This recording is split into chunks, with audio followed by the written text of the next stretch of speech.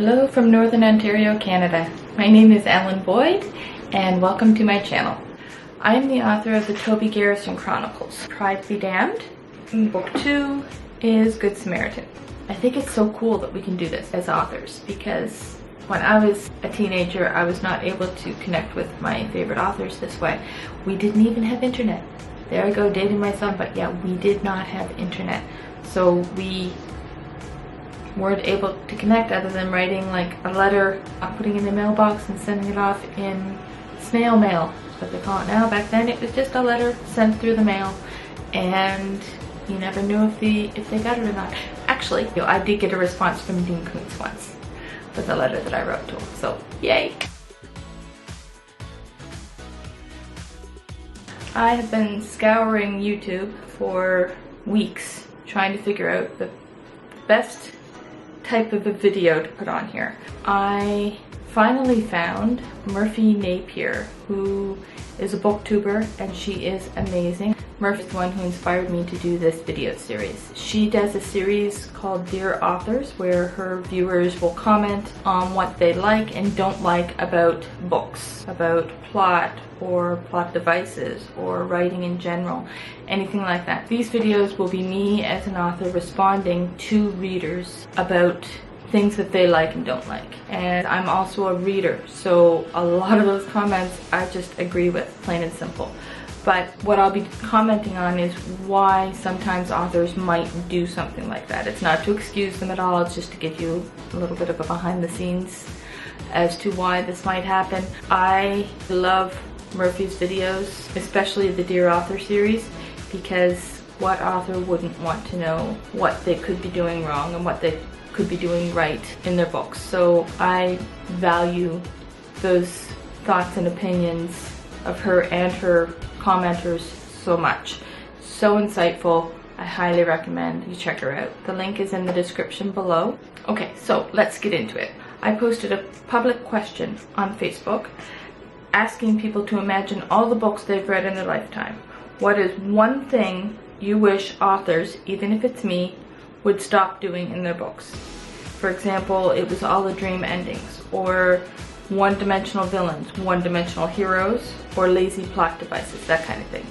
So the comments I got, Mark James Laporte says he doesn't like unrealistic endings, where everything works out in the end, and I gotta say I agree. I mean, I don't like sad endings, I don't like tragic endings, but I don't like the happy-go-lucky, everyone's fine, everyone's awesome.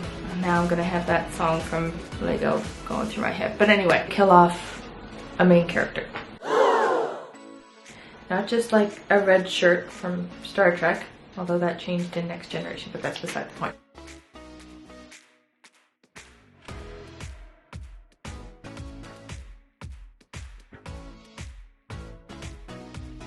It needs to be done. If you want the dramatic ending, if you want the reader to feel something, I'm not saying you have to kill off the character, but we as authors have to do something to make sure that the reader feels something by the end of the book, or preferably all through the book.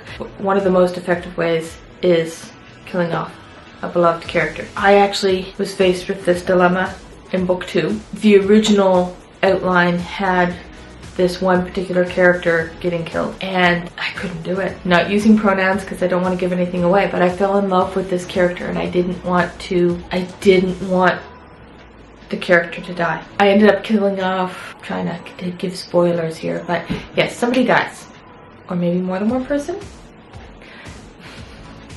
I'm not going to say who, but it was still really difficult to do.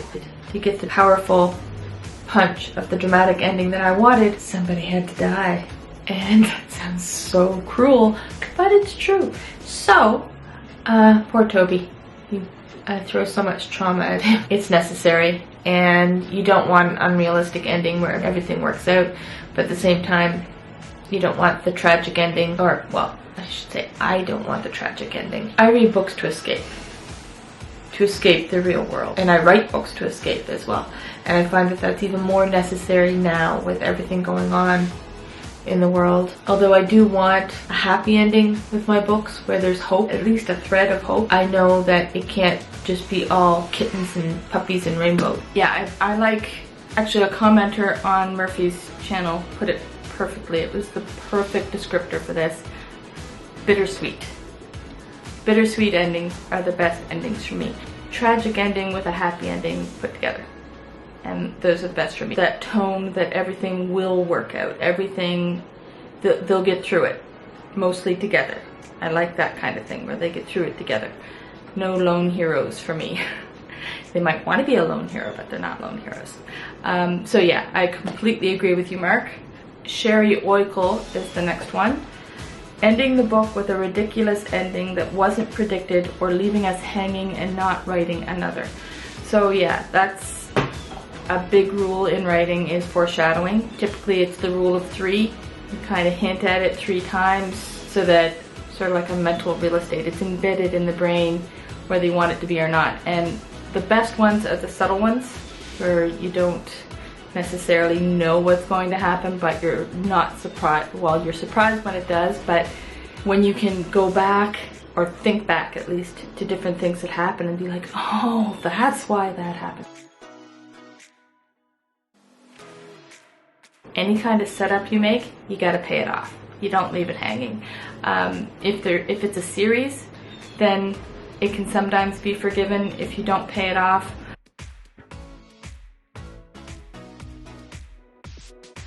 Speaking as an author, for unexpected endings, it can be unintentional. There's so many things that come into play.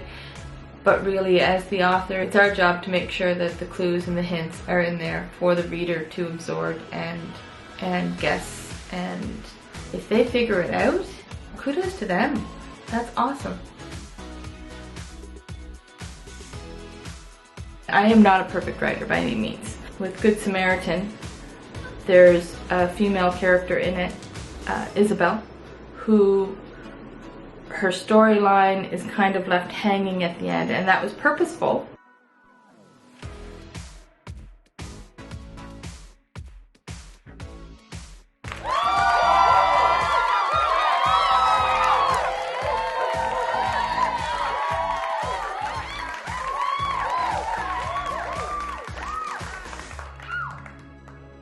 But I should have set it up better.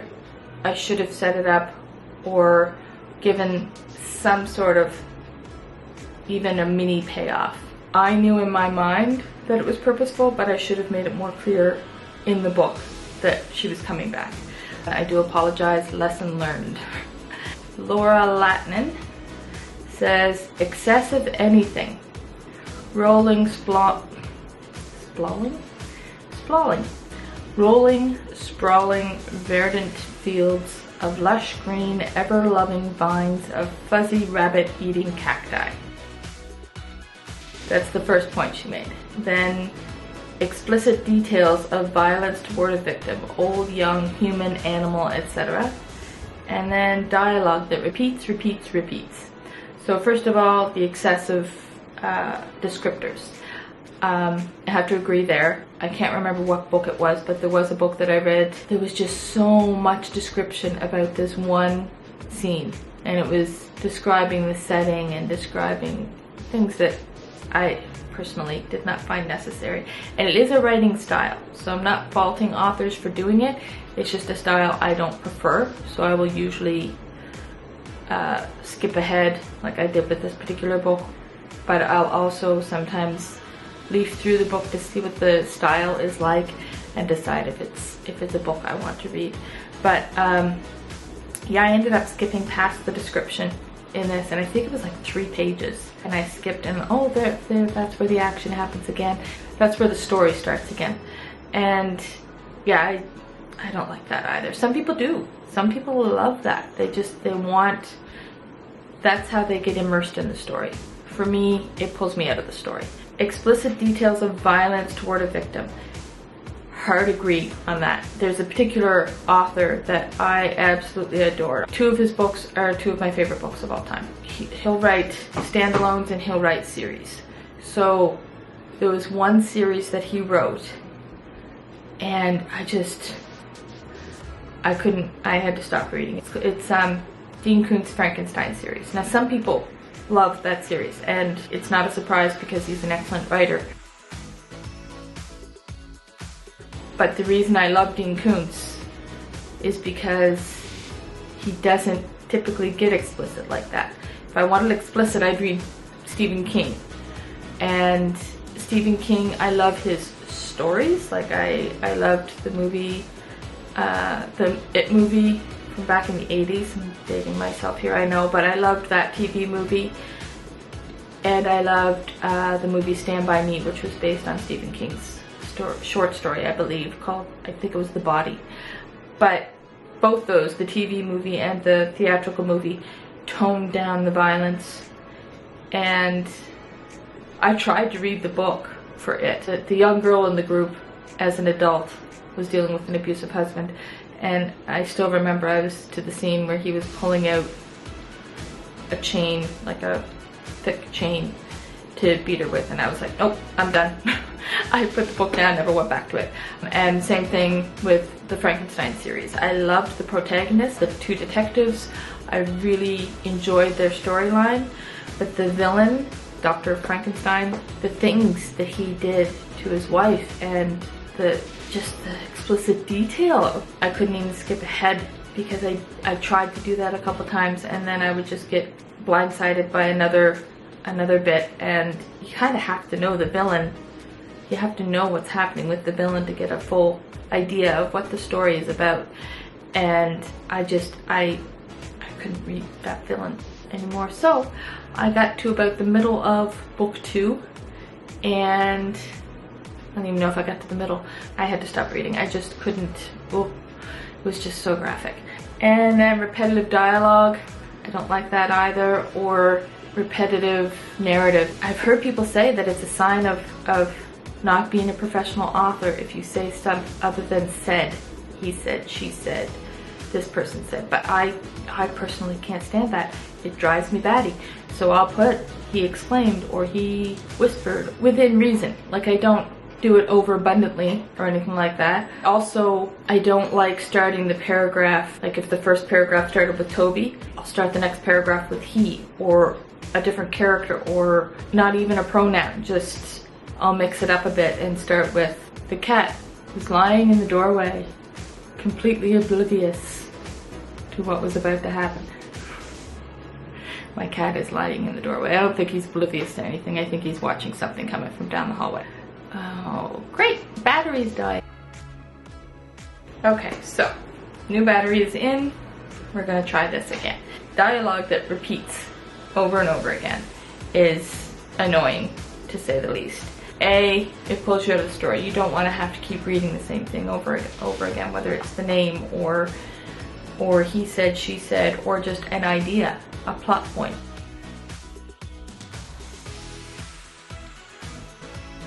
Speaking as a reader, I can say I don't like it, I resent it.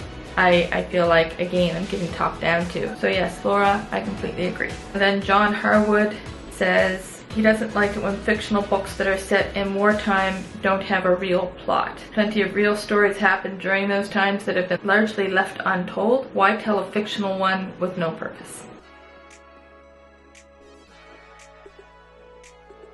Any story without plot is a bad thing. It lacks depth.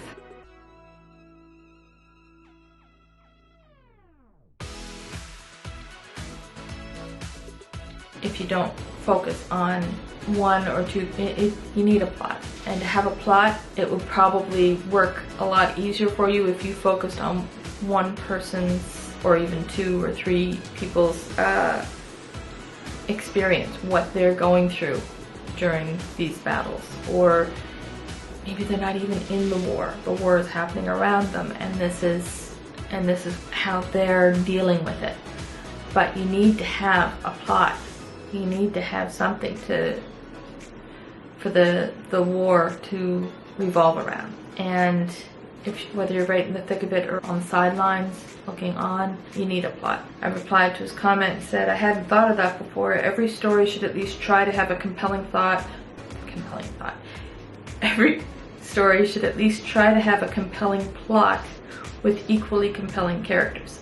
This is even more so true when the story revolves around real life events which affected so many people. I mean, I took his comment to mean actual wars that have happened in our history. So like the Vietnam War, World War One, Two. I almost said 3. Hopefully there's not a World War 3. Readers need to have characters that they can connect with and relate to. And if those characters are just one-dimensional, they're not going to relate to them. And they're not going to care about what happens to them. And if they don't care about what happens to them, they're not going to keep reading the book. In my opinion. I wouldn't. He also says it's like music. More people tend to listen to things they can relate to. Like you can feel it touch your soul if it's a really good song or story. And yeah, I absolutely agree with that. You need a story to touch you. You need to feel something for it to resonate for you, stay in your mind. And what author doesn't want their stories to stay in people's minds? Okay, so cat fight. Really?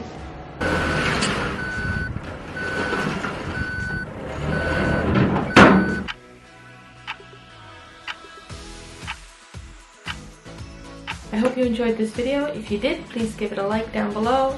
Maybe even subscribe and click the little bell to get notified when I upload my next video. I upload every Wednesday and Friday, and I hope you have a wonderful day. Thanks for watching. Bye-bye.